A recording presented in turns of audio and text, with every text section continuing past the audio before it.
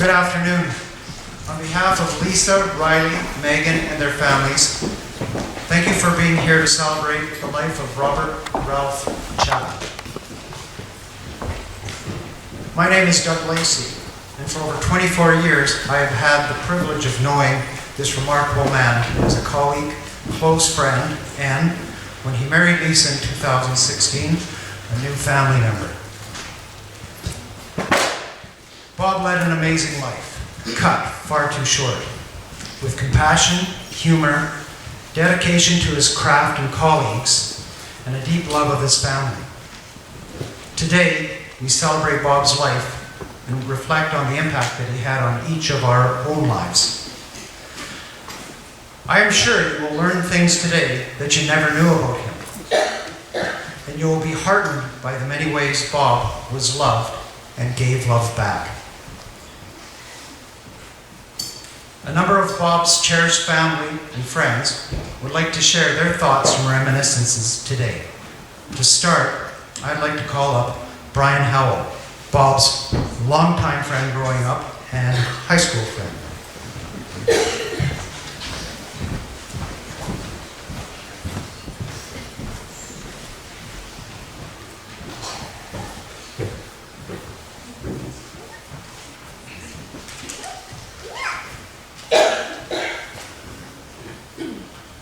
Good afternoon.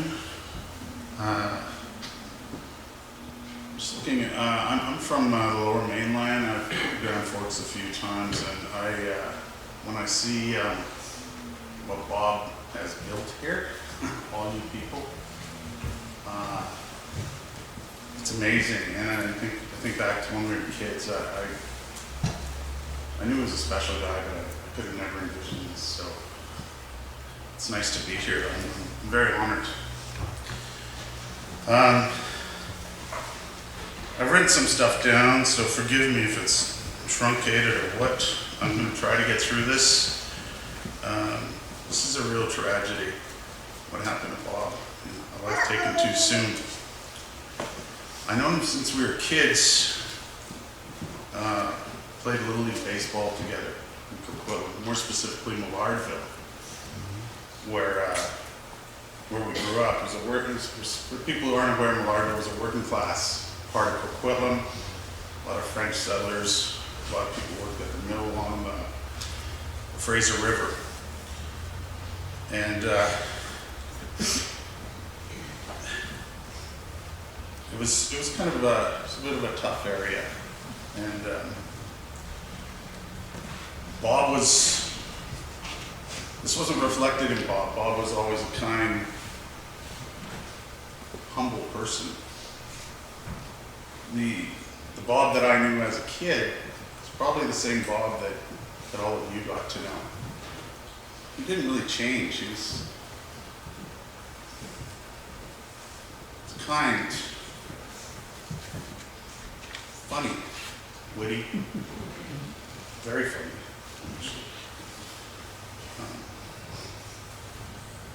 Can remember, it's funny when someone dies. I haven't lost too many people, and I certainly haven't lost a friend as close as Bob. You reflect on certain things, but odd memories come up too, funny memories. And for some reason, I remember Bob. And I was talking to Brenda, his sister, about this. He still apparently has a penchant, or had one for large carbonated drinks. Crushed ice. We were kids when the Big Gulp was first introduced. And I think Bob probably drank one daily. Because one night we went to a movie, probably Top Gun, the original Top Gun, in a theater of all things. And Bob had one of these massive drinks. We went to sit down. The theater was packed. We went to sit down, and he dropped the Big Gulp. But it landed right side up. The only thing is, the impact blew the lid off it. And you know those videos you see of the winning coach in an NFL game? When the players dump the Gatorade on him. It's kind of like that to the guy in the row in front of us.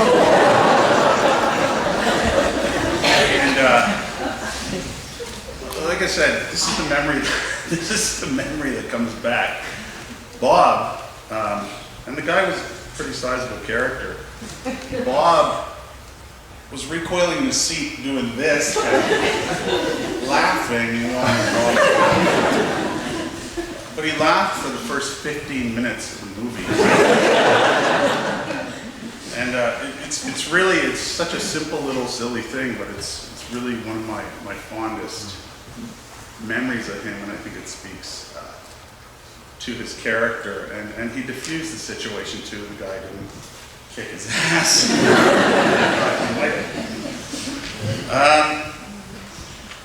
As all of you know, Bob was also a very athletic guy, and this was apparent from an early age. We played on a lot of teams together in high school, from volleyball to basketball to tennis.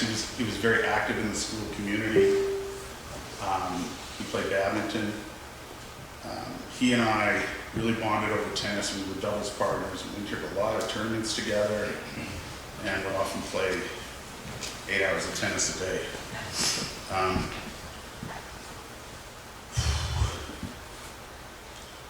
He was, where am I here? Sorry. I want to also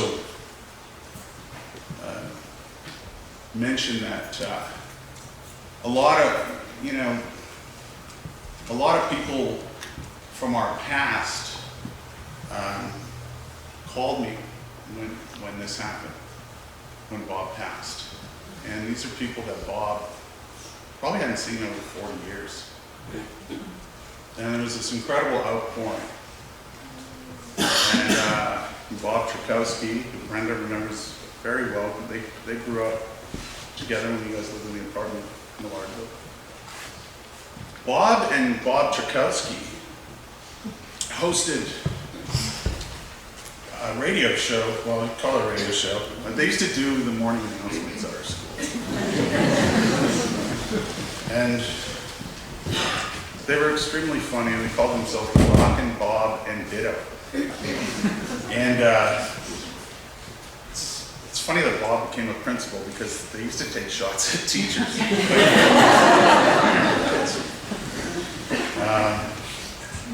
And Bob was, of course, very popular at this time because he was instrumental in giving us a reprieve from our classes by dragging out the announcements. So some of the people that couldn't be here and reached out were Bob Chakowski and Trent Linhart and Lee Phillips, Barbara Jack Block, Kerry Reaper, Diane Nordstrand, Lori Michael, and my brother Mike all send their condolences and best wishes to the family and all Bob's loved ones.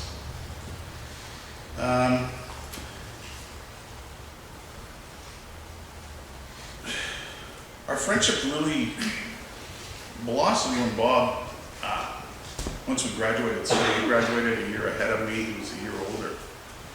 We both took jobs in restaurants. And I was working at a place called the Sirloiner. He worked at a place called the Squire Motel Restaurant. And he would often come down to the Sirloiner after work and wait for me to finish, and we'd go play tennis at late night tennis courts. And we'd play there until the lights went off. And again, this is one of my fondest memories of Bob. We also dated these girls that were best friends. We were best friends. We dated two girls that were best friends. It was like this group of four, and they would often come to the tennis courts and wait for us to finish. And I talked to one of these girls recently, and she described it as one of the best times of her life, and it really was. It was just sort of that pure, beautiful time between high school and university. And I know Bob was extremely happy during that time as he prepared to go to college and to university, where he went to Douglas College originally for 2 years. With our newfound riches from our job, I think we're getting paid $3.65 an hour. We saved up when we bought skis. Bob always led the charge. He's like, we should get skis. I'm like, okay, well, let's get skis, and we started skiing. And the only thing is we didn't have a car. The mountains were far. But, some of you probably don't know this about Brenda, but she, at a young age, owned a vet. Of course, it wasn't a Corvette, it was a Chevette.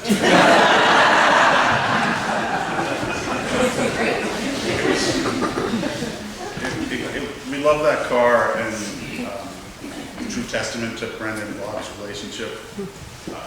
Growing up, there was never any question about us borrowing her. She was very generous.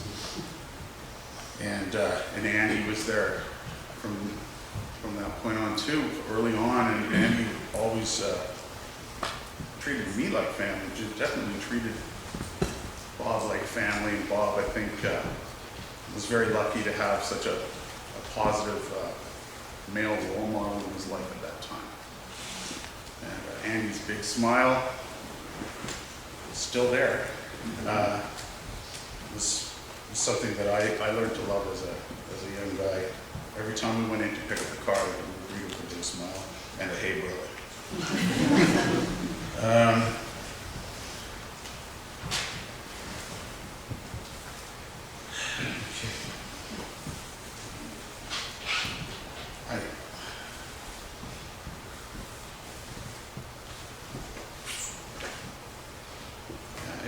This is really hard to speak about because there's just a lot of funny stories about Bob. I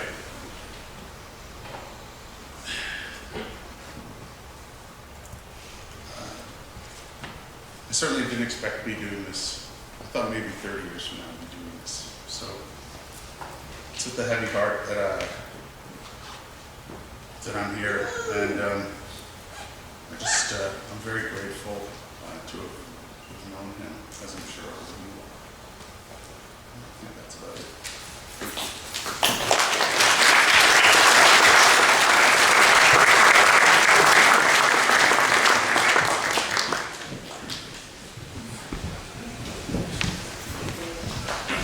Thanks, Brian. And now I'd like to call up Frank Goulas, and he's going to be accompanied by Cheryl and Donna. They're Bob's sisters, and Frank is the brother-in-law. So, come on, Donna, Cheryl.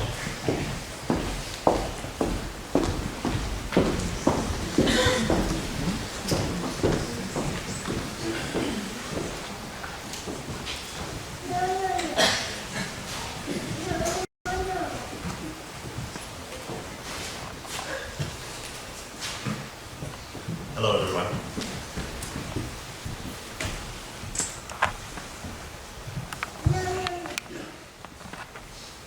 So, as mentioned, I'm Bob's brother-in-law, Frank. This is my wife, Cheryl, his sister, and this is Bob's other sister, Donna. I wanted to give you some insight on Bob's other family from the East, Montreal. So Bob's dad, Dan, moved to Montreal in 1984, and both Donna and Cheryl obviously moved. And so that took both sisters away from Brenda and Bob, and there was a separation of siblings. And so I wanted to give you a bit of insight on some stories that a lot of you may not know. So. The first time I met Bob was back in 1993, and not in the best of circumstances. Bob flew out to Montreal for his father's funeral. At that time I was with Cheryl for a few years, and knew of him but never met him, so of course I was nervous. And what was surprising to Bob, and I know Brian had already alluded, his humor is very easy to talk to, and we had very similar humor, and so we hit it off really well. Even though Bob lived, or the siblings lived on the other side of the country, it was apparent that the bond was there. During this particular visit, I introduced Bob to poutine. Yes, I said poutine, protein. Now keep in mind, this was back in 1993, no social media. And Bob was not familiar with the concept of fries, curd cheese, and gravy. But Bob, being Bob, said, yeah, I'll try that. Needless to say, the joy and expression on his face was priceless. What struck me in that moment, though, was the mannerisms and how much he was so similar to his dad. And the first thing out of his mouth after he had that first bite was, ooh, that's good. That's a moment I will never forget. Then we kept having some beverages, and we got silly and played in the pool. And, it was such a short moment in that time frame when he came to visit, but it was such a huge impact that he left on me. I was sad to see him go.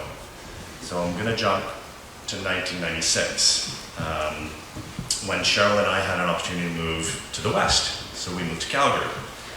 And little did we know that gave us an opportunity to reintroduce ourselves to the BC family, since we traveled quite often to the coast. And it was easy to slip in or back into that relationship with Bob and the family and Brenda and reconnect. And so I trailed off a bit, sorry. I wanted to give a little insight on Bob's influences on the sisters. You may not know this, but Bob is the reason that Cheryl, another teacher in the family, became a teacher. His passion for teaching influenced her so much that she went back to university in Calgary to get her master's of teaching. She's been teaching for 24 years now.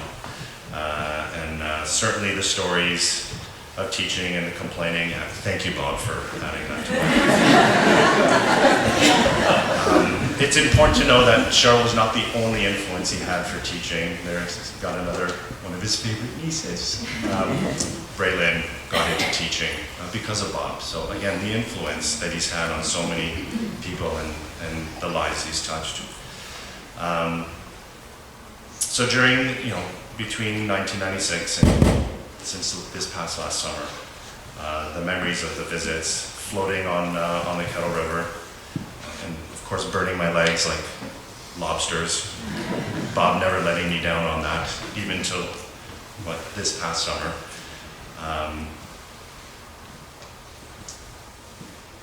Boating on Christina Lake. Leaving the kids swimming in the middle of Christina Lake and driving away saying bye. He did eventually go back. And then most recently we were talking about plans for this summer. While we started our new lives in Calgary, you okay? All right. Donna wanted me to share some stories here. So while Cheryl and I were in Calgary, Donna, Bob's other sister, oh my gosh. I do speak, but she stayed behind in Montreal, where she started a new life with her husband, Clyde, and their two fantastic kids. The distance made it difficult to see Bob and the Grand Forks family, which may sound odd to the youngins here, but it was before the boom of social media and virtual connection. But she had some opportunities over the years to have quick visits and reconnect. Fortunately, she was able to visit last summer, bringing her teenage kids. They had a wonderful time with the family, and all got to see the wonderful life Bob built with Lisa, his girls, Brenda, Andy, and the whole family. She and her kids were able to remember Skipper Bob as they went out on the boat, the family gathering at his and Lisa's house, and so much chatter, banter, jokes, and laughter. Donna was able to tell them how much Bob reminded her Bob's own dad, whom they and Cheryl's girls never got to meet. What was beautiful on that trip was that it was so obvious how much he loved and adored Lisa, and vice versa, and how being with his family was a huge part of his life. Although distance kept them physically apart, he was always there, a comfort in itself. She had cherished memories of the time she was able to spend with him over the years, albeit too short. And as profound love and admiration for him, the family man and the person he was, and the positive impact he had on his community. I just wanted to share one last little story here. On a Sunday night in early November, I got a chance to hang out with Bob and his wife Lisa virtually on virtual headsets. Little did I know that that would be the last time that I would talk to Bob in a relaxed and social setting. Of course, we were killing zombies, no less.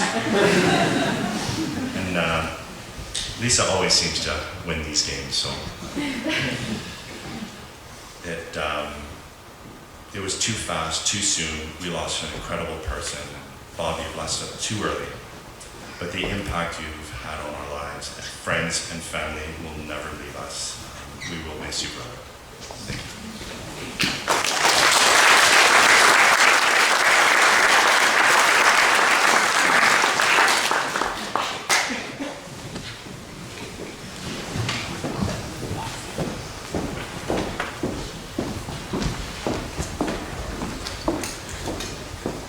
Thanks, Frank, Donna, and Cheryl.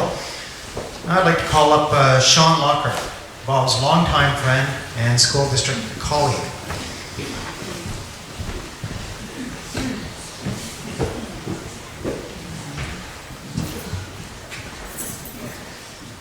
Hi, everyone.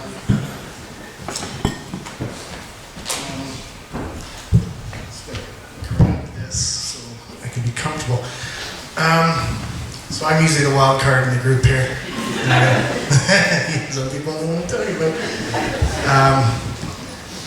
Yeah. So I'll be looking at some of my colleagues here for this or this or this, whatever. My name is Sean Lockhart, and I first started working with Bob in the spring of 2000, fall 2000. And I was a first-year teacher at Grand Forks Secondary School, and Bob Chapman and Kevin Argue were the vice principals for a fellow by the name of Doug Bryden. And Doug was actually my principal when I was a kid there. So they were part of the ABC team, which is the Argue, Bryden, Chapman team. I still remember that for some reason, Kevin. It's just wild. It's never left my brain. So like so many other, all of you here who met Bob, I found him likable immediately. He was upbeat, curious, and there was no doubt he was a person who loved to laugh. And he loved offside stuff. He just loved to laugh at those things. It's like Austin Powers is one of his favorite things. After school that year, there were a ton of layoffs in the province, and districts were forced to do some major restructuring. Most districts closed schools and amalgamated students, but our district decided to go to work on the 4-day week. And so Bob, during that shuffle, got placed as a principal at Greenwood and Midway Elementary Schools. And my wife and I returned to UBC during that time. And eventually, my wife and I came back, and I ended up working with Kevin at the high school, and Doug Bryden, of course. And that admin team back then, like, I was always just felt like this 26, 27-year-old toddler on a really strong admin team that I had no business being on. And we had people, you know, like Maxine Rizika, Doug Lacey, Doug Bryden, Michael Strukoff, Bob McLean, Walt Osalami, Louise Bales, Bo McFarlane.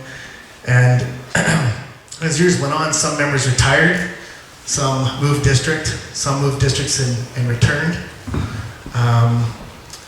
Some went on to be directors of instruction and superintendents of that group. And our mid-team changed as well as we saw people like Marcy Butler, Brian Foy, Robbie Simpson, Andy McKinley joined us for a bit, the Turners, Nick Bond, Anna Lotard, Angela Bragg, Peter Scott, Kirsten Rozanzoff, who actually started her career with Bob at the lake. So you're kind of sitting there going, why is he outlining the district AO team and the history of the district? What's it got to do with anything? And I think that one of the things Bob and I talked about, we traveled a lot together, is that every one of these people, you pick up something from them. everybody, educators. You always pick up something from them that you kind of hold on to, and it's a privilege.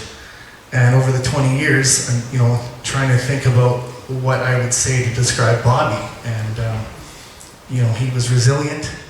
And I talked to Kirsten, my work wife, and I would say, what's a perfect word? And she would say Bob was playful. And so that's kind of how I describe Bob Chapman. He was playfully resilient. It was amazing.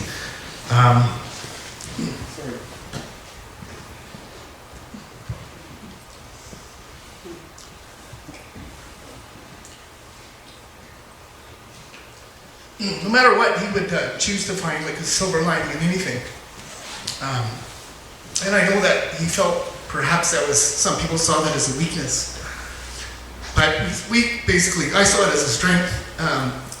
When we would travel together, Bob would often talk about his discomfort with conflict. So, as you had mentioned, he did not like conflict, and he knew that about himself. And I just thought it was because he wanted peace and amongst everyone. And what an amazing quality to have for someone in that position. Give me a minute. So every administrative teacher has a different style, but to his core, he was through and through a champion for kids. No matter what the situation, he managed to never blur his filter on kids and their family situation. It was just uncanny. His ability to place himself in every child's shoes and picture what their world looked like when they went home to school or they came from home. He always talked in that kind of thing when I was around him. This is what this kid's life is like back home, Sean. So that's the filter he put it through. He was just a really nice man. He was fun to be around, always validating group. And again, he loved to laugh, and you couldn't offend Bob. So people found it easy to talk to him about things. And he didn't always keep his mouth shut about it, but it's true, man. Blabbermouth. But if I was talking to a new administrator today and I was explaining to them who Bob Chapman was, I would say that's probably as good a place to start as any, is having a heart for kids and just be a nice person. And kind of writing this stuff out and talking through it with my wife and stuff, and then I kind of realized I kind of followed him in three different roles, because he's 10 years older, and I looked up to a lot of these guys, like kind of the bigger brothers and the mentors. God, did they ever screw up? But I followed him as VP of Grand Forks Secondary, and then I ended up going to the Lake, where he was the principal for my kids. And eventually followed here after he shortly moved on. So when you follow administrators, the people that remain there automatically tell you how things were with the former administrator. That's just the way it goes. So one of the first things Sharon and Sabrina told me was how Bob was the first to go clean up vomit and bathroom accidents. And anything else would make them turn green. And I just kind of left it at that. I was like, yeah, Bob's definitely a hero. He does what so few of us won't even attempt. And I giggle when I think of that stuff, because our good buddy, he didn't appreciate unnecessary conflict. He found it unnecessary, and it bothered him. But he would climb over top of someone to go clean up a bucket of puke. Like, I just couldn't put it together, right? And so then, like Brian, it's Brian, right? You try to think of a funny story, but then I'll get to the end of one, and what makes it so funny, you can't share in a crowd like this. It's not. And you go into way too much detail, or I would. And then you'll be putting people's careers at risk. Well, actually, most of them are retired or almost on their way to retire, so I just be sewering myself. It's been a pleasure working with you. Yeah. So I thought I'd just list a few activities that many of us took part in. There was a really strong group of us. We were kind of called the Boys Club, and probably for good reason, but we had lots of things in common. And so I just started listing some of these things. Like, we did family ski weekends up at Baldy together. He taught both my kids to ski. Day trips to Red, where we'd stay overnight in the cabin up in Paulson, and we'd play drinking game Keemaway, it's called, until wee hours in the morning, or until Steve Tack would lose a round and rub his eyes vigorously, and then he'd realize he'd been eating salt and vinegar chips the entire time.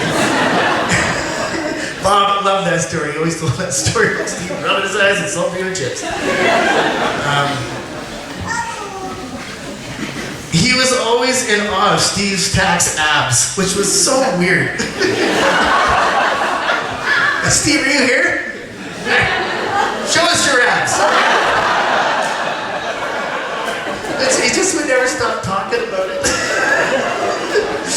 You'd say, I bet you Trace makes him do the laundry on those abs. If you guys have a moment after this, Steve's abs will be on display in the library in the non-fiction section. It's truly a gorgeous specimen.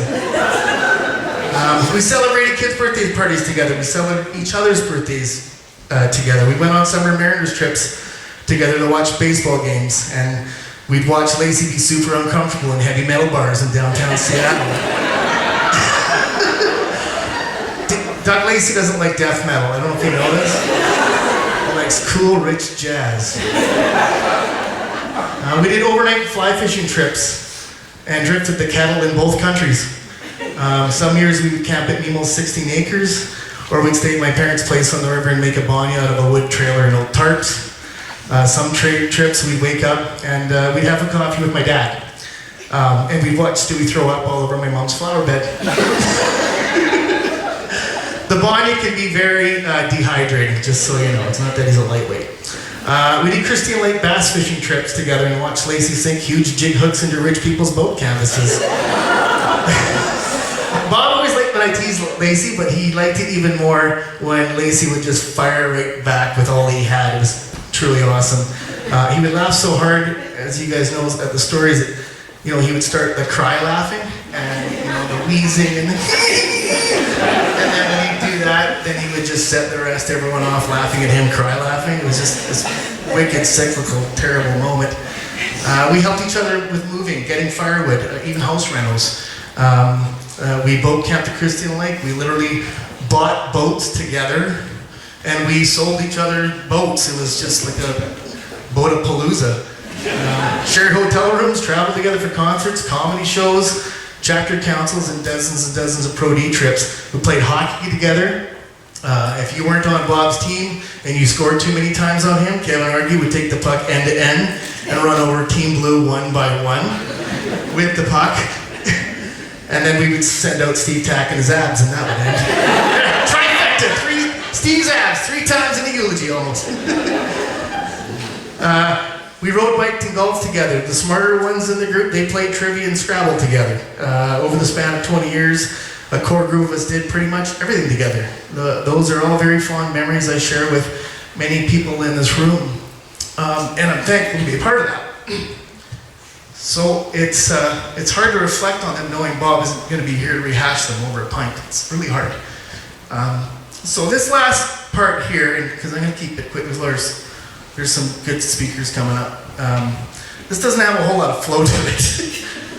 But Bree and I were walking the other day and just trying to sort through this and make sense of it. Because it happens so quick, and then you go to Christmas and you kind of just put it on pause, and you come back and you have things you have to deal with.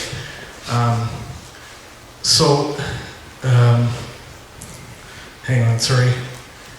So Bree and Bob got along quite well over the years, actually. Like I said, he was principal for our kids, and Bree likes to laugh, and they're kind of the same spirit that way. And she was telling me something on our walk, and I kind of took it as a bit of a sign, right? Like, I'm not really that guy, but... so how many people out here that you've seen this series House? You know what I'm talking about, the series House? Okay, well, it's not a feel-good series. It's just a doctor, he's out of it, but he's always on special cases. Right, so in this analogy here, this episode, House takes on this case, and this fellow's got a brain tumor. And the plot is quite simple. You have this patient who comes in, and it's a complete, mean, arrogant jerk. This is who this man is. And when they find and remove this tumor, it changes his brain chemistry. And he becomes an unbelievably nice person. He becomes a Bob Chapman. And so he just goes from a jerk to being who we know as the Bobby that we love. And so where am I going with this? Well, like, Bob was born unbelievably nice and was loved his entire life by so many, and there's no doubt in my mind the day he was taken from us, he would absolutely be at the very front of the line going to his new destination, wherever that may be. For the sake of this, since we don't talk about religion in schools, for the sake of this, we're going to call it heaven, though, just for today. So he's at the front of the line, and Bobby, wherever you are, my dear friend, I hope that you're being the biggest arrogant jerk you could possibly be. just stay with me. Hang on. So where's Duffer? Like, when I wrote this piece, I could hear Duffer in his class. Could you imagine Lockhart? So St. Peter's, he's botching the screening process and thinks he's letting in one of our favorite people. And Lily doesn't know there's this massive Bob Chapman Trojan horse coming through the pearly gates, and they're not getting what they expected. Really bad, like Hall of Fame jerk. And, it'd just be interesting to, he comes onto that elementary playground and there's grade 4 Jesus complaining about how bad is Bob Chapman, and they haven't done their research on him, right? So those kind of things, like he loved to play, he loved to be creative. He loved the what if, and if you got the privilege of being in a vehicle for a long time, he would say things and you'd build on them all the time, and it would just become funnier and funnier and funnier. And that was a gift to his. My dad said once, you can't give what you don't have, and Bob in spades had kindness to give. He had that in the tank. Whatever happened, he just had that, and that is something a lot of people don't have. So for that, I'll really miss his company, and I know all of you will too. So thank you very much.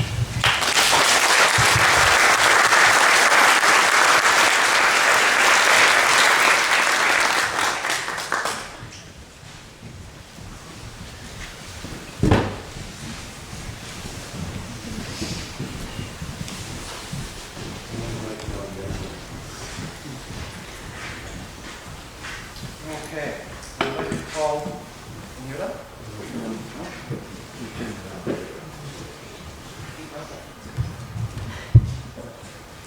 Okay, thanks, Sean. Wow. I'd like to call up Brenda, Bob's sister, and Braylyn, Bob's niece.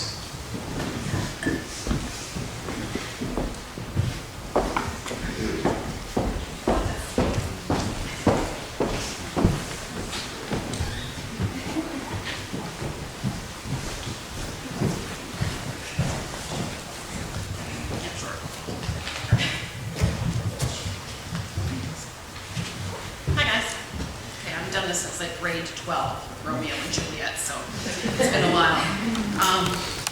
So for those who don't know, Bob was my baby brother. Some thought for sure that he was older, and I might have helped that rumor around. All his gray hair, mine not so much. But we were only 16 months apart, so from the very beginning we were best friends. We arrived in BC from Regina via the CP rail that our dad was working at. Our dad, Daniel, had already been transferred to Vancouver. Bob was only 3 weeks old. Dad had already moved out to find a place to live, so our mom, Marilyn, and her sister, Shirley, boarded a train with Bob and I.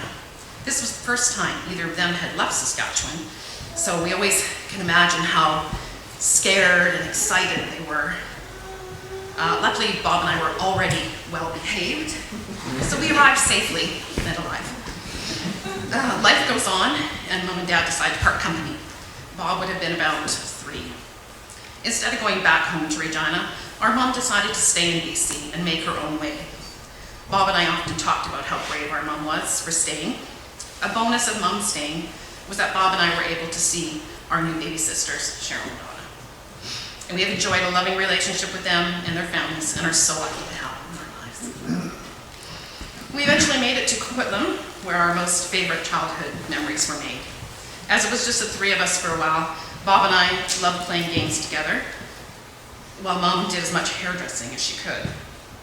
He loved his Hot Wheels and made sure he ate whatever I made in my easy bake oven. As we got older, we loved our little elementary school, and Bob was very soon one of the most popular boys. He was always so kind and had a huge friend group. I remember days of playing Monopoly, Battleship, Kerplunk, and building card houses. Pretty sure this is where he got his competitive streak going. As we got older, Mom had found John, and they were enjoying their lives. Once again, Bob and I were on our own to fend for ourselves. Every weekend, starting on Thursday nights. Another 40 week, huh? Bob and I would have to make dinner for ourselves. There began our great love of cooking. Friday nights, we would make homemade pizza, and then watch Donnie and Marie, The Love Boat, and The Fantasy Island. As we grew older, a group of us would end up swimming at Chimo Pool, bowling, walking around town, playing kick the can, or riding our bikes everywhere. Once I was driving, we loved going out for breakfast together. We would head to the IHOP where he loved his corned beef hash and tomato juice. Then he was off to university. Andy and I were already together and starting our lives in Richmond and having Braylon. Then it was his turn, getting married, having kids. Looking at the pictures for today, I noticed that almost every birthday our kids had, Riley and Megan's and Danny, we were always together. I think we both decided early on that we wanted to show up for our kids in every way possible. Bob was such a wonderful father to Riley and Megan. He was also the best uncle to Braylon and Daniel. He was so fun-loving and patient. Just ask Danny to tell you the happy birthday on the piano story. Or the there's a hole in the bottom of the sea floating story. I'm still annoyed. Yeah. Oh yeah. Bob's love and affection have made such a huge impact on our kids.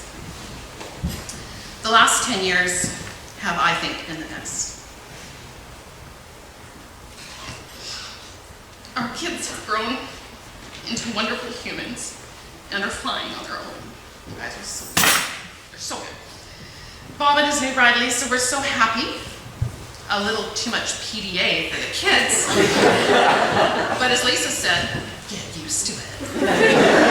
And we did. I've never seen my brother so happy. Seriously giddy. The four of us started traveling and going to shows and concerts. Andy and I were always so happy to be part of the Chapman travel agency. We would just think of a place to go, and Bob and Lisa would make it happen. All we had to do was show up and pay money. Seattle for a Seahawks game, Bryan Adams, Mamma Mia, train, our trips to Saskatchewan to visit our crazy family there. Oh, we were still there. On Glenda and Bobby's houseboat. It was actually a boat house, but Bob had lots of Caesars. So on the houseboat, Bob enjoying Bobby's Caesars, back here on the boat, or just hanging out on a Sunday watching all the NFL games. If we couldn't get together for the games, Bob and I would be texting, especially if the Hawks or Tom Brady was playing. Our family game nights were epic, just ask any of the kids. Bob's pure enjoyment of sitting around the table and playing every game with the family was so evident. He was so competitive that we would often have to play several games just so he could win. Last Christmas, Danny had brought his Nintendo Switch to play Jeopardy as teams. Now, we all know how good Bob was at trivia. But he was so mad that Danny could ring in quicker, and then our team actually knew the answer, so we were winning. He was so mad. I will miss his laugh, his swearing, that's a new one, and name calling, and all of his impressions, right? The Austin Powers, the Shrek, the Australian. Bob's ability to make lifelong friends and stay in touch with them is a statement of his connection with us. He loved us all so much, and for that I will be forever grateful. He was my first best friend, and I will miss him forever. Rest easy, Bob. I love you. Thank you.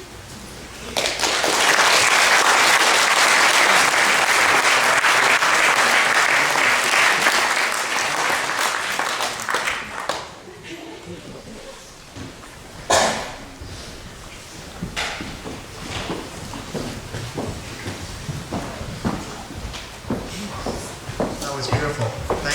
Brenda, Raylan. Okay, now for Bob's beautiful daughters, Riley and Megan.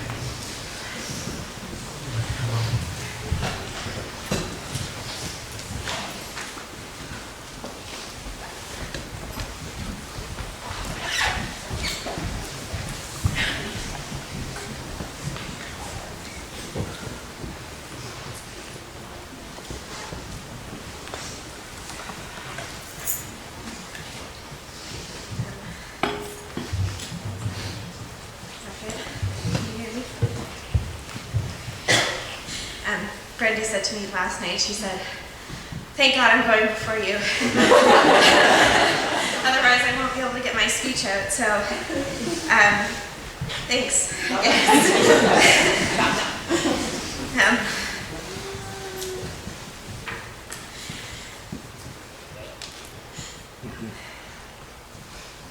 Thank you all so much for being here today. I think my dad would be really happy to see all the people he loved the most here to celebrate his incredible life. I'm truly touched to see all the lives that he impacted in such a short time. And to hear your stories, because if there was one thing that my dad loved, it was a good story, especially when they were about him.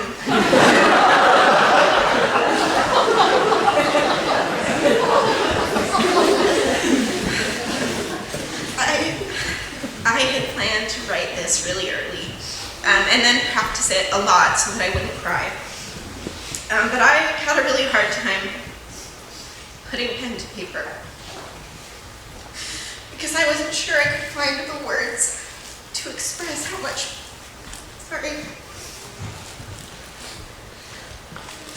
the words to express how much my dad shaped me into the person that I am now, simply just by being himself.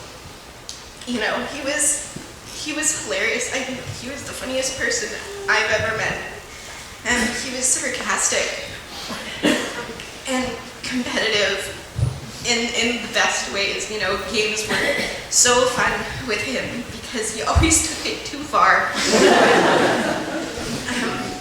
And I never saw him lose his cool. You've heard a lot of stories about his kindness, and that's how he parented. He raised us with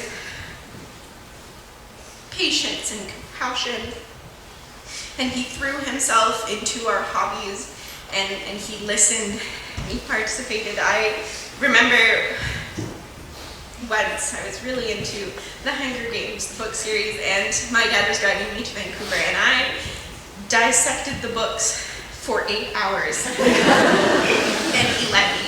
And I don't think he'd ever read a single one, but it didn't matter.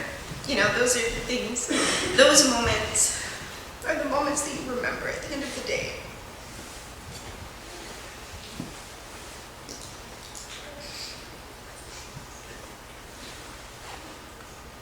I think everyone who has ever met my dad or crossed paths with him, even for the shortest while, is better off for having known him. I see him every time I look in the mirror, and every time I hear a silly joke or I watch a video of someone falling on the internet. I hear his laugh, because he had the best laugh. And those are the things that I will carry with me forever. I am forever grateful that I won the parent lottery, and there will not be a day that goes by where I don't miss him. So, sorry.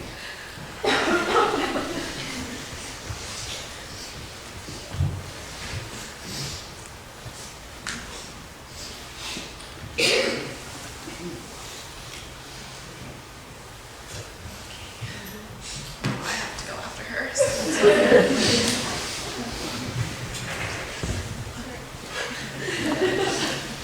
It's really nice to see you guys all here today, and thank you for being here. He would have loved this. He would have been really touched, I think. Last summer I got married, and he gave a really, really amazing speech at my wedding, so much so that, like, people still stop me on the street sometimes and say, "Yeah, your dad gave the best wedding speech I've ever heard." And so now I feel a lot of pressure today to try and return the favor. And it was really hard to write and to think about, because he was just everything that a great dad should be to me, and every interest that I have ever had, he has supported so wholeheartedly. I went through a really big horse phase for a while, and he spent all his weekends, mornings, evenings, looking after them, cleaning up after them, driving through the hayfield, picking up hay bales. When I played basketball, he dedicated all his spare time to coaching, and he would drive our teams around to tournaments on weekends. When Jasper was born, he spent a lot of days just driving over to Samo to take me for lunch so that I, wasn't feeling too lonely on maternity leave. He's always inspired me to work hard, but to mix in a healthy dose of indulgence in the things that bring joy. I think he was really good at living life. I am sorry, Dad, for all the times that I used up all the ice cubes and did not refill the tray. And all the other gray hairs I'm sure I was responsible for. He filled our entire childhood with happiness and fun. He never had anything but patience and kindness for us. And I don't really ever remember him being upset with us or losing his cool unless you beat him at cards. It's going to be really hard to move forward without him.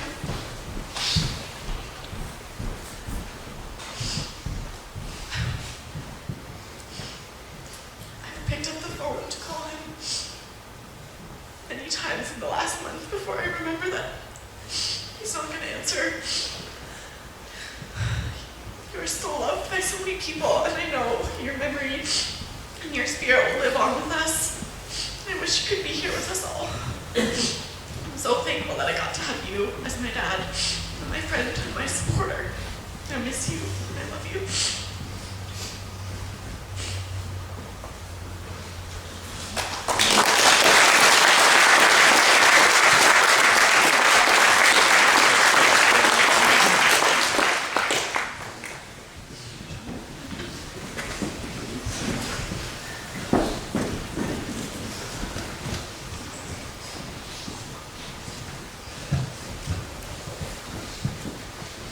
That's hard. Thank you, Riley. Thank you, Megan, for sharing. Okay, now I'd like to call up Brian Foy. Brian's a high school friend of Lisa's and also a longtime friend and colleague of Bob. So Brian's going to read some words from Lisa to Bob.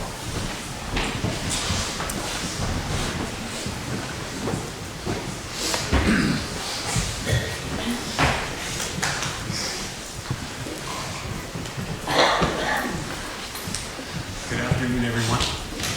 I'm in trouble. I'm so glad to be here and surrounded by Bob. These stories, beautiful human being. But I also had the pleasure of growing up with Lisa. And she too is equally as beautiful and kind. And so when they came together, it was a real gift for me to watch, like you did, a beautiful love story playing out. So when Lisa reached out to me and asked me to share her love letter to Bob, I'm like, oh, fuck.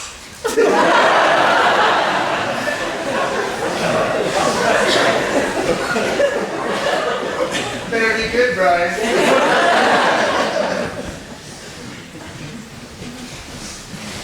I asked, can you get it to me early? But she did, and I had actually, I've been reading it every day for a week, trying to desensitize myself and present it in a way that I, would do it justice. And now I stand in front of you scared shitless.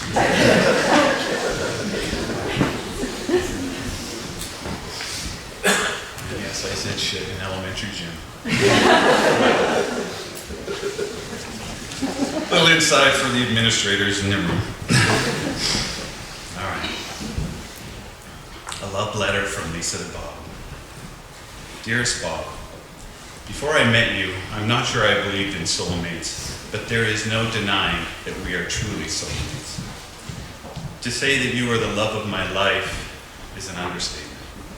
You are my life. I can't believe how much we thought alike and how easy it was with you. We always joked that we shared a brain because we thought so much alike. We always seemed to know the lyrics to the same songs. Road trips were so much fun with you, driving along, singing songs, excited about new sights, good food, and fun drinks. The sheer number of selfies we have is an amazing visual reminder of how you grabbed me by the hand and took me on this incredible adventure called life. All the adventures that we went on together were amazing. You made everything so much fun, even just staying at home. You always made me feel so very special. You always made me laugh. I wonder how many of your little post-its you have written me over the years I will come across, tucked in drawers or up on a shelf. You've always been so thoughtful and enduring. I will miss our boat camping and motorhome trips the most. We could just relax, play games, have happy hour floats, and enjoy nature, with each of us sharing Lucy on her laps. She misses you so very much too. I don't think you have ever given me a reason to be angry at you. In fact, the only thing we really ever argued about was who loved who most. You have brought me true joy and treated me like I was deserving of such limitless affection. You always had to be touching me, kissing me, telling me how much you love me, no matter where we were or who was around. I know we have inspired more than one couple to be more affectionate with each other, which is wonderful. The world needs more PDA, in my opinion.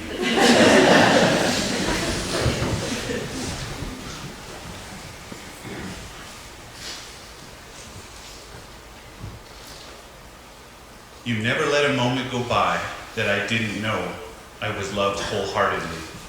You, so funny, so clever, whether it was witty one-liners, great impressions, or just utter silliness, you made me laugh. You made all of us laugh, a lot. In fact, you made me vow to always laugh at your jokes in our wedding vows, which of course made people laugh.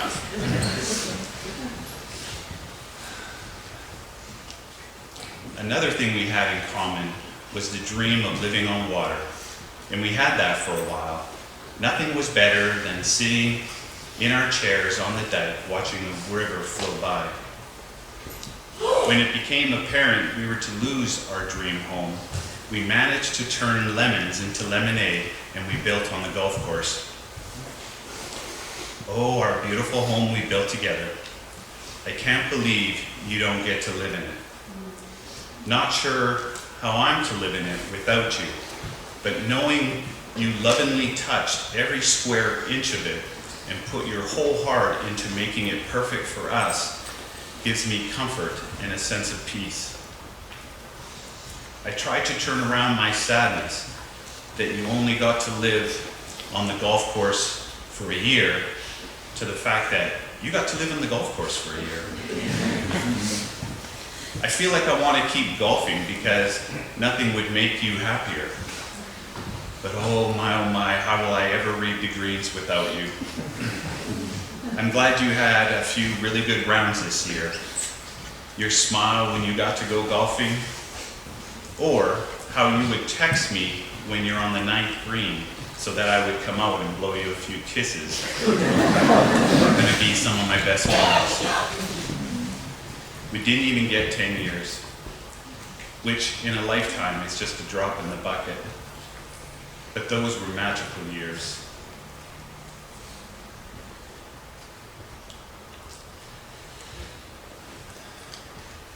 the years for me that I will always dream about. You gave me love that my grandparents had and that I yearned for. I would hear them saying goodnight to each other without their hearing aids in. "You're a good old girl," Grandpa would always say before giving her a big smooch. That of course came with foot rubs every night. Grandma and Grandpa, yes, you spoiled me. You always,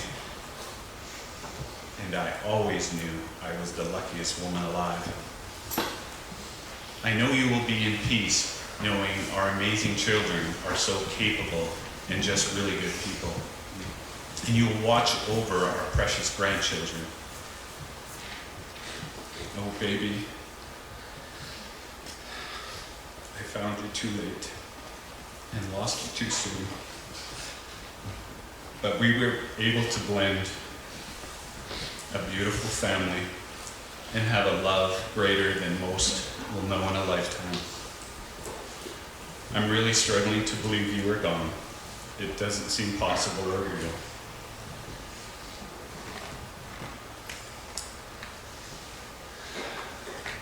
I was told that no one is ever truly gone until they stop talking about them. So as long as we keep your memory alive, you will live forever in our hearts and minds. Baby, that's an easy thing to do. Everything reminds me of you. I'm constantly saying, "Bob liked that. Bob always said this. Remember a time when Bob did that? I have a picture of Bob doing that." Baby, you lived on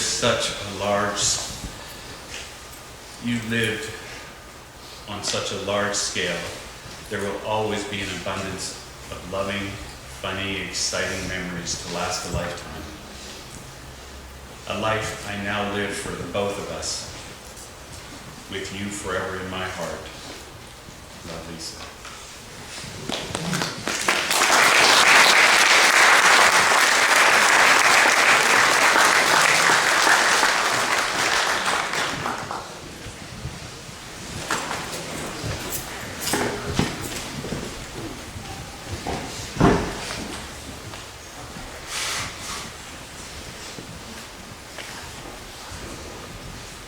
Thanks, Brian. That was beautiful, Lisa. Okay. Now it's time for the eulogy. I'd like to call up Kevin Argue and Terry Knighton, both longtime friends and school district colleagues. These guys have been putting in a lot of work on this. Don't let us down.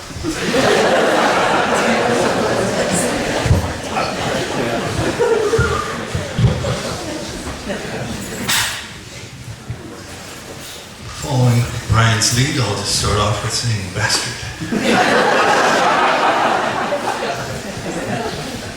Feels good, doesn't it? Hi, my name is Terry Knighton. And my name is Kevin Argue. First, I'd like to say how much I appreciated the words of the other speakers today, and thought I knew Bob well, but I've learned a lot already. And Megan.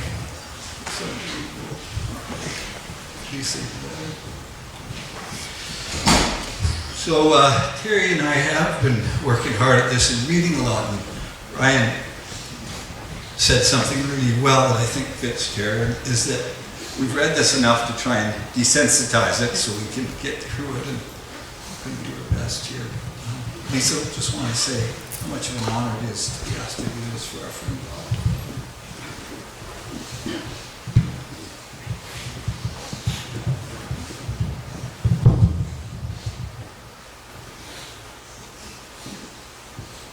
We wanted to begin with some cherished moments or memories of Bob, which many of you will share and have shared.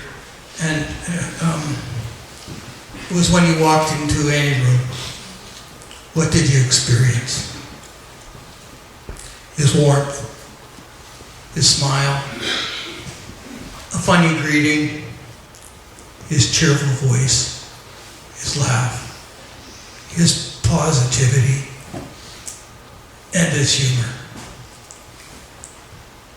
His presence made you feel at ease, and you knew that the room you were in was now a better place because Bob was here. And remember, he was going to tell you the following things. Number one, what his next meal was going to be. Number two, the upcoming adventure that he and Lisa were currently planning. Number three, what his current favorite beer was. And number four, there'd be some amount of bragging, definitely, about his children and grandchildren. And right about now, Terry tells me with his Seahawks tie, if you were in the room, you'd definitely be checking the score of the Seahawks. Bob was born in Regina and grew up in Coquitlam. He loved playing sports, hanging out with his friends, and his sisters, Cheryl and Donna and Brenda. I think that's when he became a master of board games and cards. After graduating from Centennial Secondary School, Bob went on to Douglas College and the University of Victoria, where he obtained his teaching degree. While at UVic, he met Lisa Fiddler.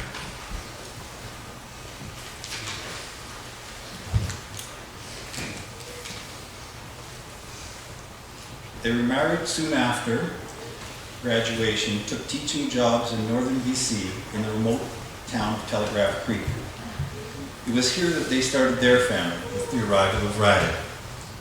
After 3 years in Telegraph Creek, the family moved south when Bob got a teaching job in Beaverdale. The amalgamation of School District 12 and 13 enabled the Chapmans to move to Grand Forks, where Bob taught at Hutton Elementary School. Megan was born and joined the family at this time. After working at Hutton as a teacher for a year, Bob began his school leadership career. Over the next 23 years, Bob worked as a vice principal at Grand Forks Secondary School and as principal at Greenwood, Midway, Christina Lake, Pearly, and Hutton Elementary Schools.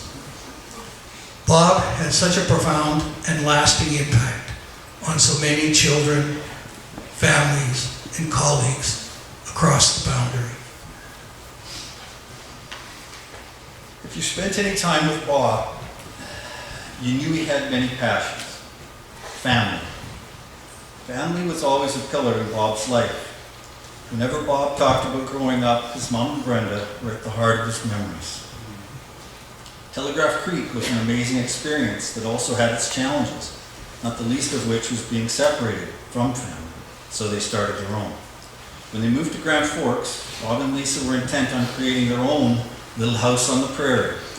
They had a post and beam home built, which they finished, up Spencer Hill on Willow Road. To complete the idyllic country lifestyle for the kids, they had chickens, a donkey, wild bobsled runs in the winter, and even a frisbee golf course. Bob and the family spent many hours in gymnasiums and playing fields and ski hills. The family traveled extensively and went on many amazing adventures.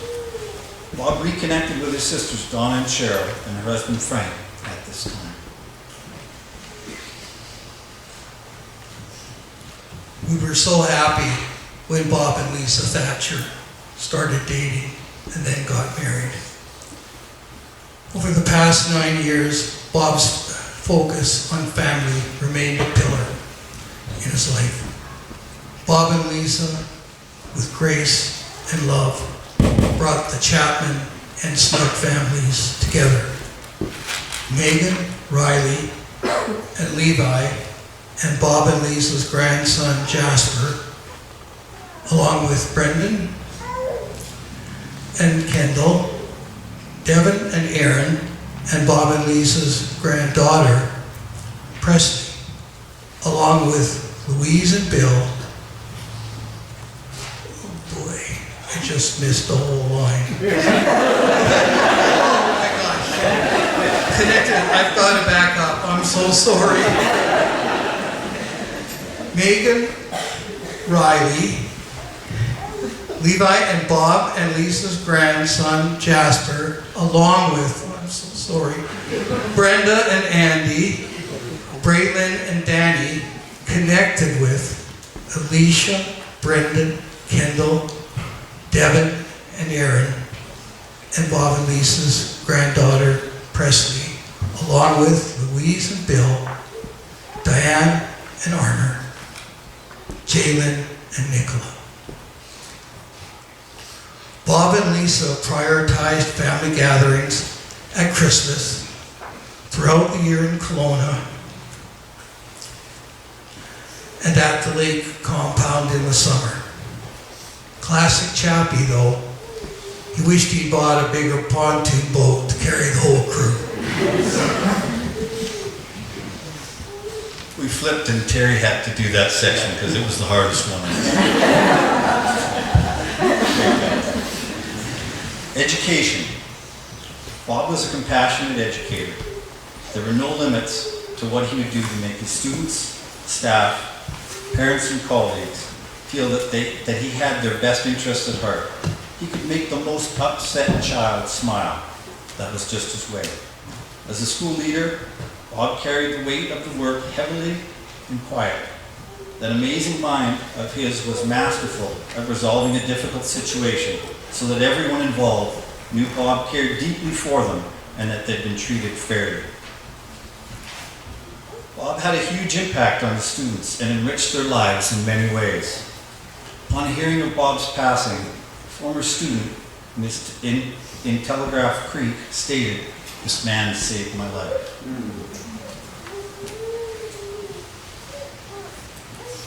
A love of life. Bob loved people, and he loved life itself. He loved things. He really loved things. I'm sure many of you got to see or experience Bob's love for Golf. Food. golf and coffee. Golf. Cooking food. Golf, sports, playing, watching, and coaching. Golf. Scrabble. Trivia. That mind of his. Virtual golf. The lake, the boat. Golf. Beer. Beer and golf. Both favorites.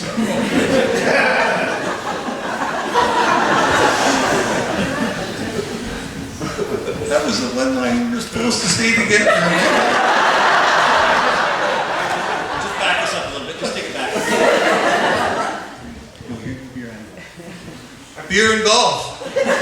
Both favorites.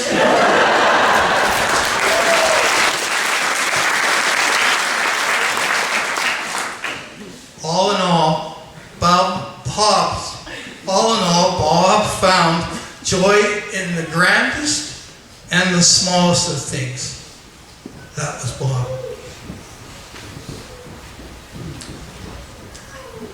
Many of us knew Bob well.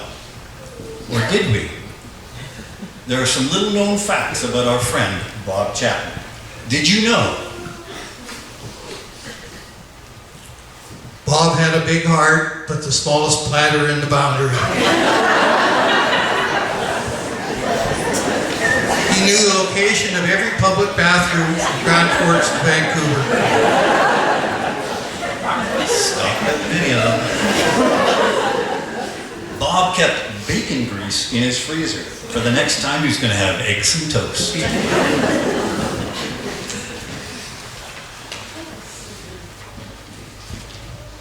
Bob was a talented and skilled builder, renovator, and interior finisher. Bob was addicted to hot tub time.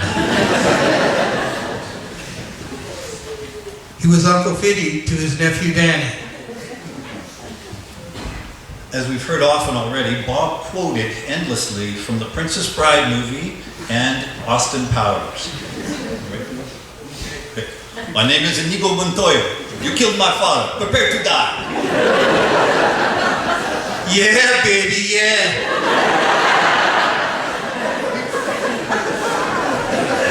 Former SD-51 Superintendent Denny Kemprut coined the nickname Beaverdale Bob.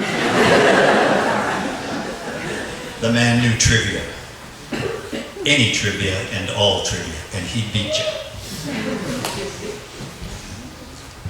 Bob caused many cases of Chapman syndrome. This condition is identified by really sore facial muscles caused by uncontrolled grinning and laughing. Bob had crazy fast hands and reflexes. That made him a great goaltender and ping pong player. He was also really fast at not going for his wallet.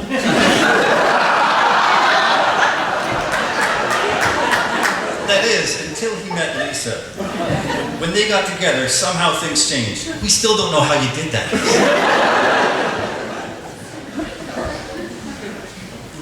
Bob paid his way through UVic as a keg waiter. Can't you just see that? Sorry, can't you just see him and hear him? Hi, my name is Bob, and I'll be your keg waiter for this evening. Tonight's specials are, hey, you're not going to finish that steak? Bob was a pool shark. He could clear a pool table and drove all the way to Bragg Creek, Alberta to get a really good slate table. Yeah, yes, Bob was a great athlete, and he played varsity badminton at the University of Victoria, and he loved playing soccer and hockey. And that man could ski. Self-taught, so smooth. Except for that tree that took him out at Baldy, right, Kurt? He was a master whistler, any tune, any time, always in perfect pitch. And he loved to sing. And Bob's favorite bands were Journey, Elton John, and the Bare Naked Ladies. He was a proud member of the Seattle Plaid Boys. That was a good one. And handsome as he was, Bob had uncuttable thick hair. I was quite jealous. Even his mom, who was a hairdresser, could not figure out how to cut those beautiful wavy locks. Bob truly was a Renaissance man. We nailed that one, Terry. To anyone who was gifted time with Bob these past 9 years, it did not take long to realize that the bounce in his step, that twinkle in his eye, the giggle in his voice came from one place, his love for Lisa.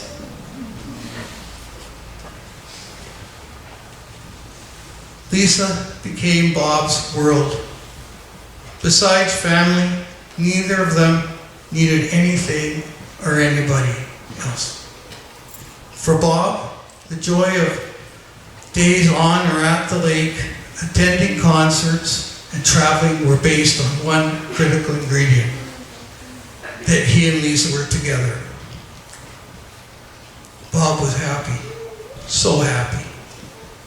You could see it in his whole persona.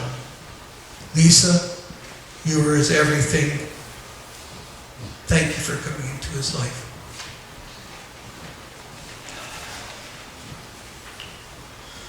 Hey, Terry and I are now going to try and say a few words about who Bob was to us. Thanks, Kevin. I like to tell people that Bob called me pound for pound. Then I explained that Bob called me that because I was pound for pound Grand Forks' weakest man.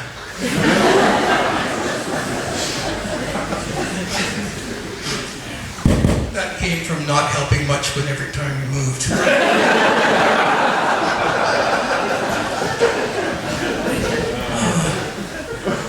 That usually got a laugh, and it did again. But to be honest, Bob never called me that. He called me T-Bone. Bob had a great sense of humor, but he always zeroed in on the situation or on himself. He never made others the target of his clever wit. Never. Bob was so incredibly gracious.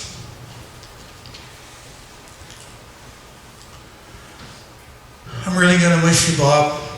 If you were always interested and always interesting.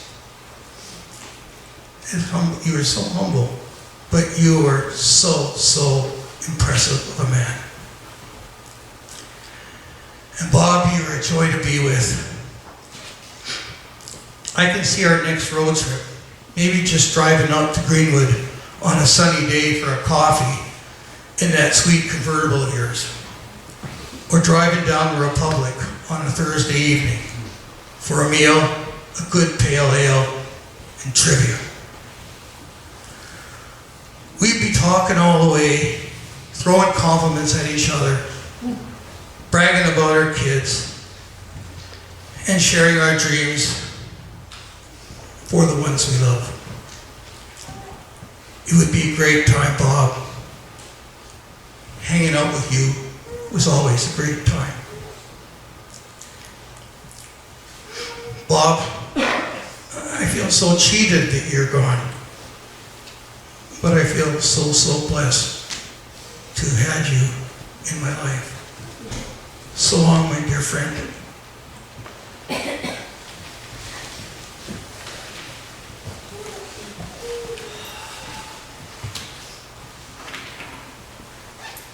Who was Bob Chapman to me? Now there's a heavy question. Before I came up, I just couldn't stop looking at the 3 pictures here of him. And those pictures, just, you could see that face, that smile in so many situations that we're so blessed to share over the years together. He was everything to me. He was the best friend anyone could have. It's my pillar, foundation. It's my phone call. It's just my guy. Anywhere, anytime, anything, he was there. When I saw Bob, he always had the best greetings. Always. Hey, how you doing? And I really laughed at that. I was like, hey Bob, hi Bob. Didn't have the same gift he did. But lately I got a little bit better and I started saying hi to him with, hey, there's one of my favorite human beings. It was so true. I could talk to him about anything. We talked family, kids, hockey, work, sports, beer, politics. Anything was better with Bob. Anything was better if Bob was there. And he was there a lot. I had some great opportunities to be with him. Bob and I were vice principal partners in his first year as an administrator at GFSS. I was just so excited when he took the job. We were young. We had so much fun. We really didn't know what the heck we were doing. But just made it up day by day. And as Sean said earlier, we were the ABC team and we had Doug Bryden as our principal and we just learned so much from him. It was just a great year. He only lasted a year with me and decided there's a long list of people. Anyways, Bob even agreed to wear the uniform when we were at work, and I'm donning it here today. This was, I see Sharon laughing there, beige pants, blue shirt, and a tie. I was so excited, like he was on the team, we were wearing the uniform. It was a little later on that year that I learned that he'd always dressed this way. And but I took it as a sign that our growing friendship was going to carry on and get better and better. Bob was our team's goalie at Chronics Hockey every Sunday. Well, Duff and I got to be defense partners in front of him, and we did that for over 10 years. The hockey was fun, but the time in the dressing room, getting to sit beside Bob, he sat right there, having a cold beer after hockey and talking about anything. Getting a chance to listen to the likes of Vern Walsh and Bill Duff tell stories, there was just magic in that. It was precious. Bob and I would go to Vancouver twice a year and attend BC principal and vice principal meetings as reps for our district. 12 hours of driving, 2 days of meetings, we were together. We had so much fun. Most of it was on the drive. The talking was easy. The singing was loud, bad. And the laughter was constant. By the time we got home, we were sure we had solved all the issues of our schools, the Canucks, and our school district. It was just so natural. It was so easy just spending time with Bob. As Sean alluded to earlier, he created many opportunities for lots of us to be together on special times, fishing trips, road trips in many directions, Seattle, Kimberley, get-togethers at his and his parents' house, ski trips. Invariably, though, on these outings, Bob and I would end up together. And it always was at the very end of the evenings or somewhere throughout, and we just talk and talk and talk. It was always the best time of the outing. I came to realize a little while ago, years ago, that Bob was the brother I never had. He was that person in the universe that just gets you, makes your life better, just because you know them, because you get to spend time with them. I, along with many of you, was shocked, saddened, and angry about Bob's sudden illness and passing. Just assumed we'd have more time, more damn time with Bob.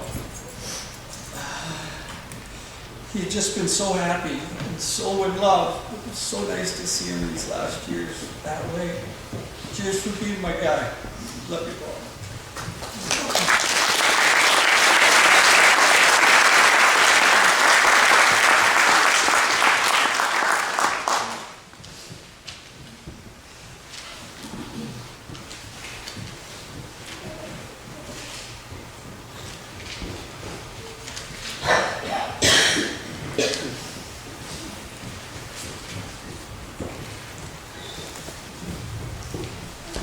It's now that difficult time when you'll ask everyone to say their goodbyes to Bob Chapman. Please take the next 30 seconds and think about what Bob meant to you. Then send those thoughts in Bob's direction.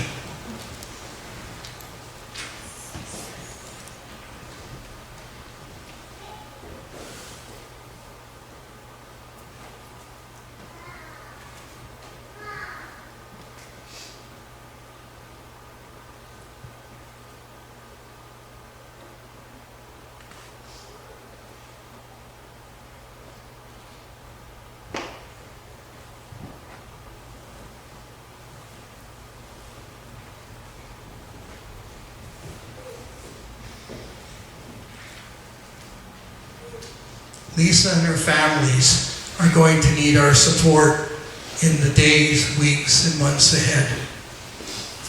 Had Bob been given the chance, he surely would have asked this of us.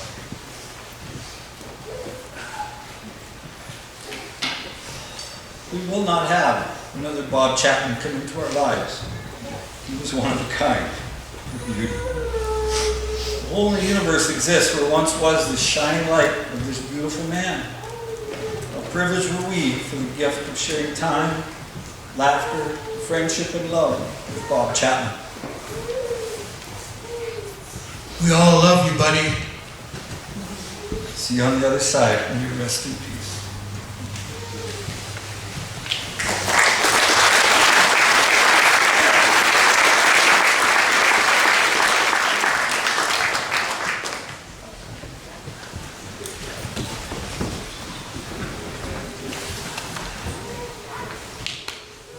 Well, thank you to all of our speakers today. I think a great attestation to the amazing man that Bob was.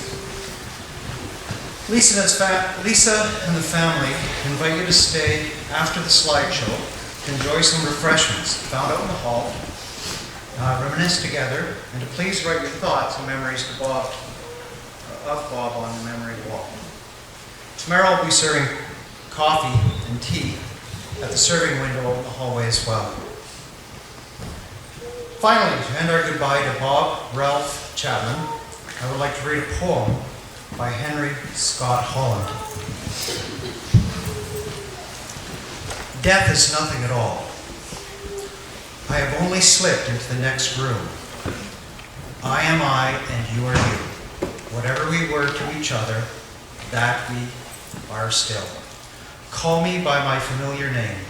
Speak to me in the easy way which you always used.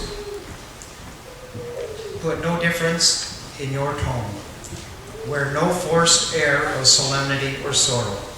Laugh as we always laughed at the little jokes we enjoyed together. Play, smile, think of me, pray for me. Let my name be ever the household word that it always was. Let it be spoken without effect, without the trace of shadow on it. Life means all that it ever meant. It is the same as it ever was. There is unbroken continuity. Why should I be out of mind because I am out of sight? I am waiting for you, for an interval, somewhere very near, just around the corner. All is well. Thank you again for joining us today to celebrate Bob's life. Please add your thoughts to our memory wall. And thanks, Kristen.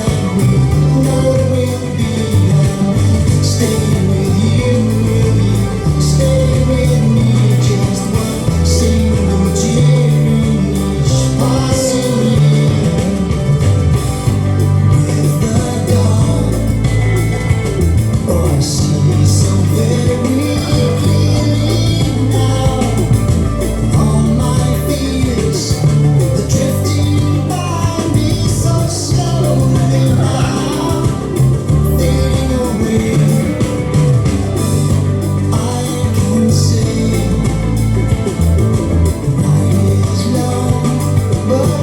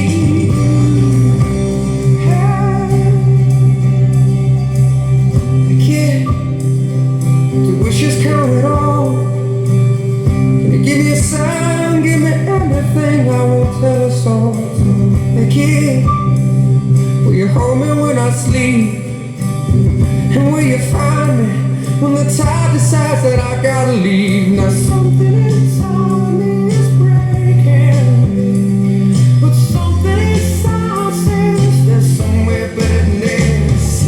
Sunset sailing on April skies, bloodshot fire clouds in her eyes.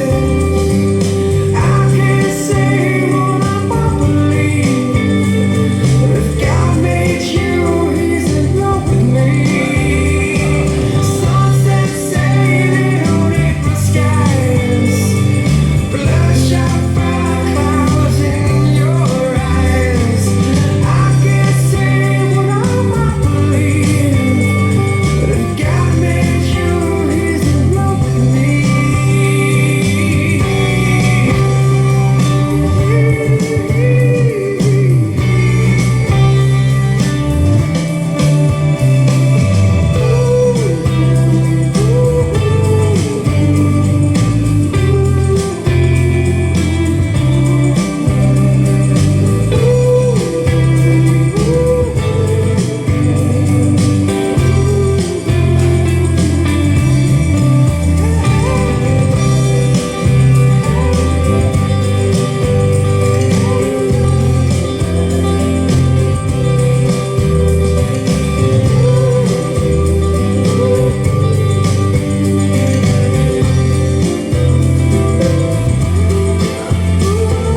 Something inside me is breaking, something inside says there's somewhere better than this, my love. Sunset sailing on April skies, bloodshot fire clouds in her eyes. I can't say what I'm about to believe, but if God made you, He's in love with me. Sunset sailing on April skies, bloodshot fire clouds in your eyes. I can't say what I might believe, but if God made you, yeah, He's in love with me.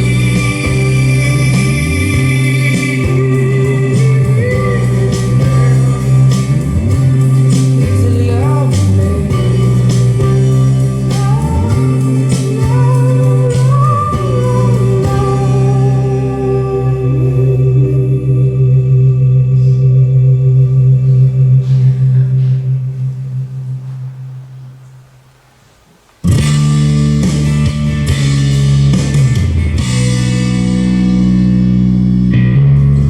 I remember all the summer days, drinking wine in the sunshine. I hope it never leaves. And I remember all the summer nights, staring at you in the moonlight. I hope you never leave, 'cause baby, you're so good to me. You have all that I ever need.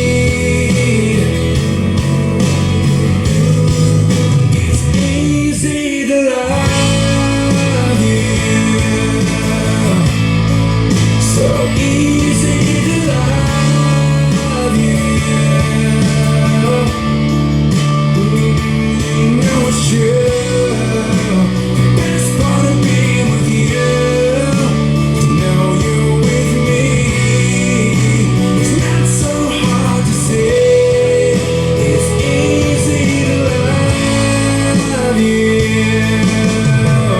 I remember all those winter days, frozen in the cold, trying to get you home. Should I be moving in?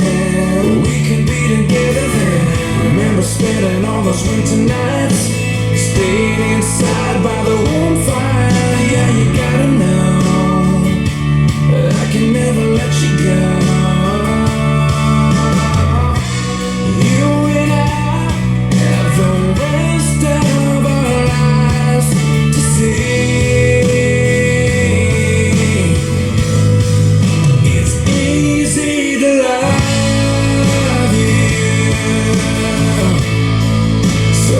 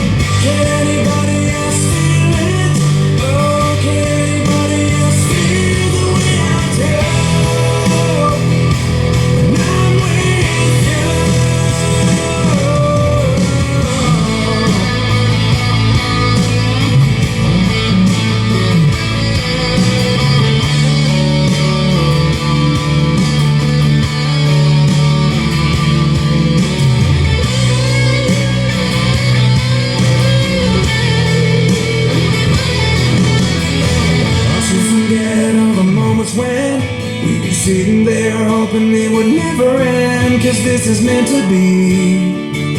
So baby, will you marry me? It's easy to love you. So easy to love you. You know it's true. Best part of being with you, to know you're with me. It's not so hard to say. It's easy to love. You and me will be together. I know our love will last forever. You and me will be together. I know our love will last forever. It's true. Best part of being with you, you're easy to love.